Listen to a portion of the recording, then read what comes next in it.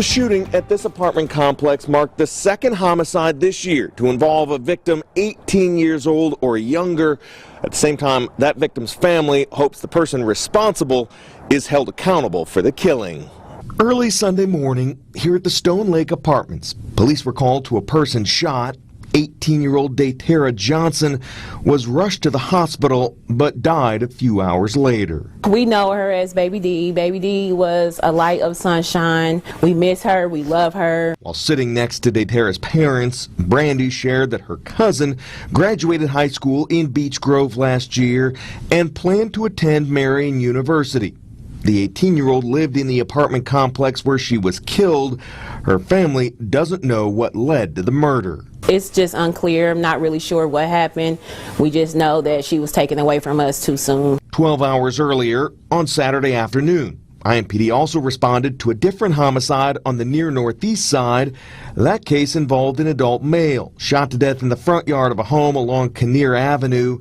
The pair of deaths marked the 10th and 11th homicides of the new year. So it's a lot of emotions: angry, upset, confused. While Datara's family struggles to make sense of their loss, her death follows a record-breaking year in 2021 when there were 33 homicides involving victims 18 years or younger across the city. We need people in the community to speak up. I am a teacher, and it's too many of our young people, they're losing their lives to stupid violence. It's too much. Because no arrests were made in either of the weekend homicides, anyone with information on those cases is still asked to contact either Crime Stoppers or IMPD's homicide office. Jesse Wells, Fox 59 News.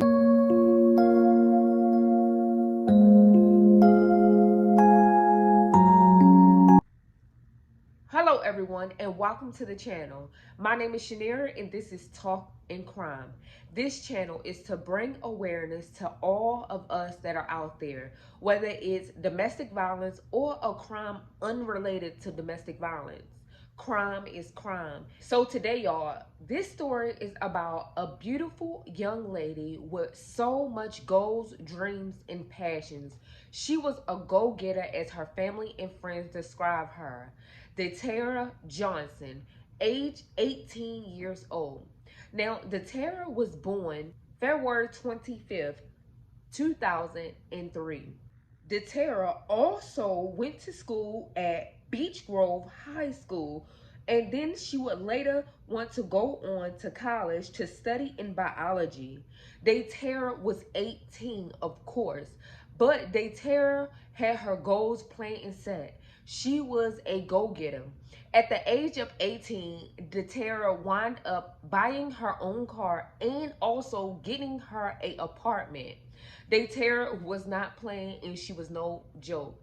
Family and friends say she stayed pleasant to family, friends, etc. She was a warm-hearted girl with a big, bright smile that lit up any atmosphere or room she walked in.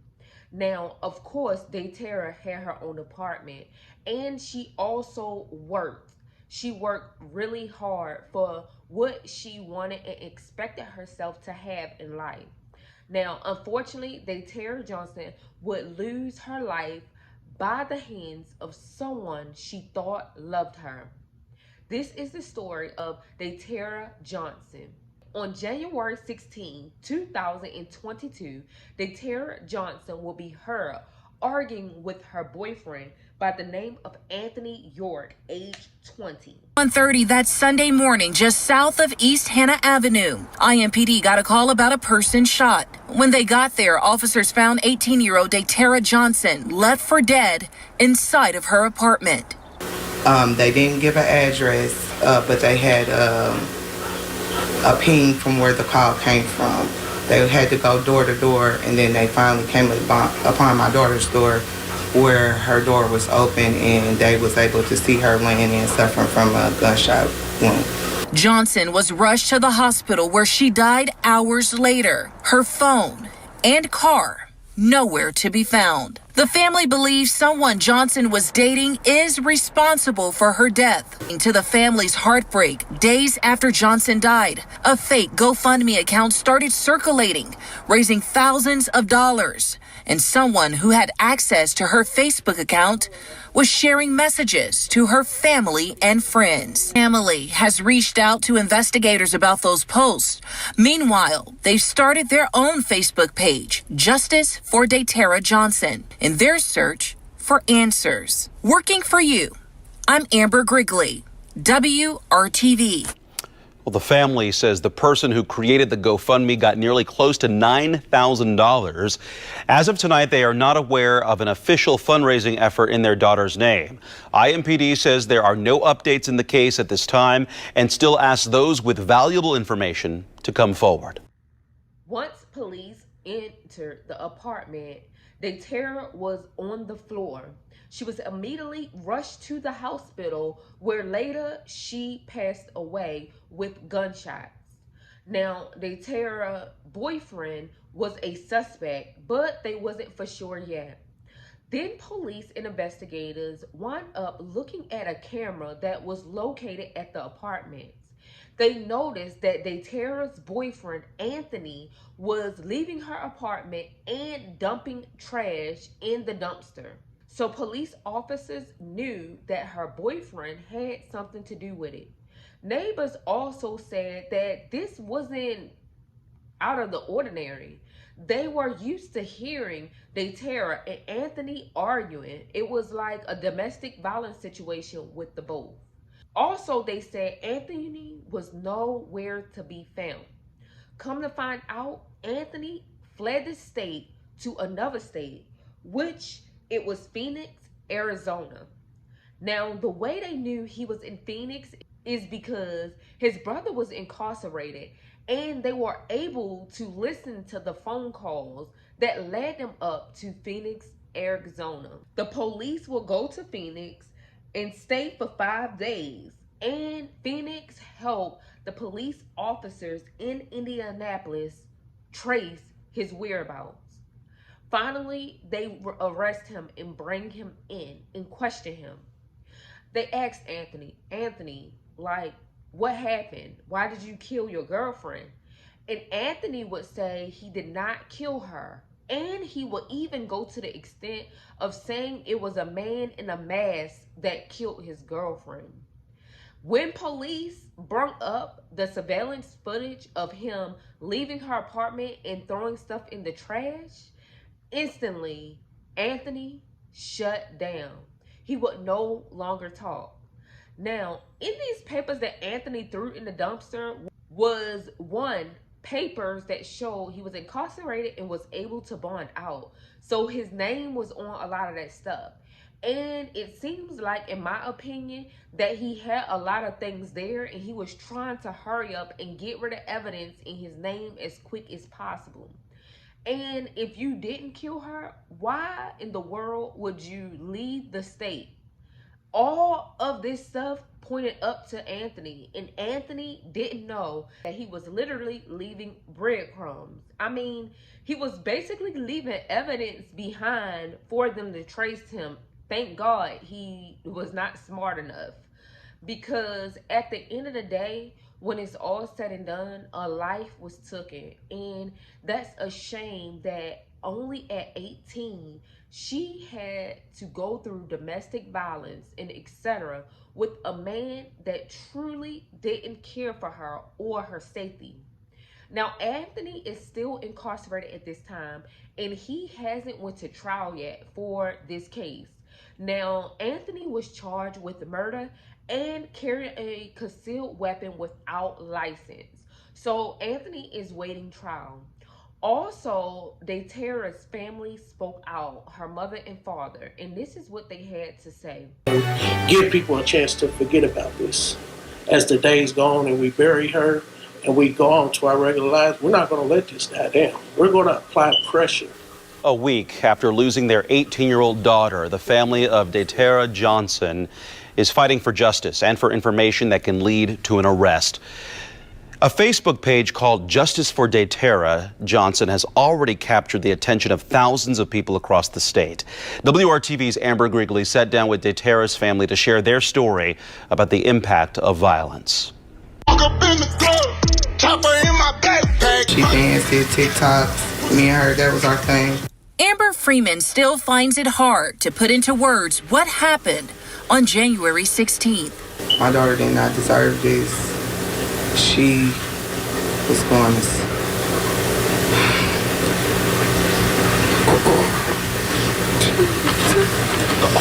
Around 1:30 that Sunday morning, just south of East Hannah Avenue, IMPD got a call about a person shot. When they got there, officers found 18-year-old Deera Johnson left for dead inside of her apartment. They didn't give an address, but they had a ping from where the call came from. They had to go door to door, and then they finally came upon my daughter's door, where her door was open, and they was able to see her laying in suffering from a gunshot wound. Johnson was rushed to the hospital where she died hours later. Her phone and car nowhere to be found. The family believes someone Johnson was dating is responsible for her death. As a community, you know, he could be brought to justice. There's still people out here that have a heart and have conscience. You know, everybody's not cold-hearted like the man that did this to her. Adding to the family's heartbreak, days after Johnson died, a fake GoFundMe account started circulating, raising thousands of dollars. And someone who had access to her Facebook account was sharing messages to her family and friends. Everybody was sharing it to shut it down and report it. And then maybe an hour after that, it was another post on her Facebook saying that I'm okay, I'm in heaven now. The family has reached out to investigators about those posts. Meanwhile, they've started their own Facebook page, Justice for Deera Johnson, in their search for answers. Working for you, I'm Amber Grigley, WRTV. Well, the family says the person who created the GoFundMe got nearly close to $9,000. As of tonight, they are not aware of an official fundraising effort in their daughter's name. IMPD says there are no updates in the case at this time and still asks those with valuable information to come forward. And of course, family and friends came to support Deera's family at her funeral, the balloon release, etc. Now, what was weird about this situation is after Deera was murdered, a couple of days later, somebody created a GoFundMe in her name, collecting a lot of money until family and friends and people on her Facebook start reporting that GoFundMe. Now, they reported it and eventually it got taken down. But also, which was real, like, sinister, was somebody was able to have access and log into Deera's Facebook account and post stating that she's okay and she's in heaven. Like, who does this other than a sinister person? Like, oh my God, like waking up, going to her Facebook and seeing a post posted like this would just send like some type of like feeling running up my spine. Like, that is just evil and ugly and like extra. Now, in my opinion, I felt like this person was Anthony, because her phone, car, and everything was gone after she got murdered. Like, literally took her car, her phone, her keys, etc. So the only person that really would have access was Anthony. I mean, he was her boyfriend. He basically is being charged with this crime. He had to have access to all of this stuff to be able to log in, probably with her phone, to her Facebook account and post stuff like this with no remorse. I hope that Anthony get the punishment he deserved for this harsh crime. You guys, let's keep Deera's family in our prayers, her friends in our prayers, and let's pray that this family can heal, if not always, but heal slowly. You guys, don't forget to like, comment, and definitely subscribe to my channel where we talk crime. Peace, and have a blessed day.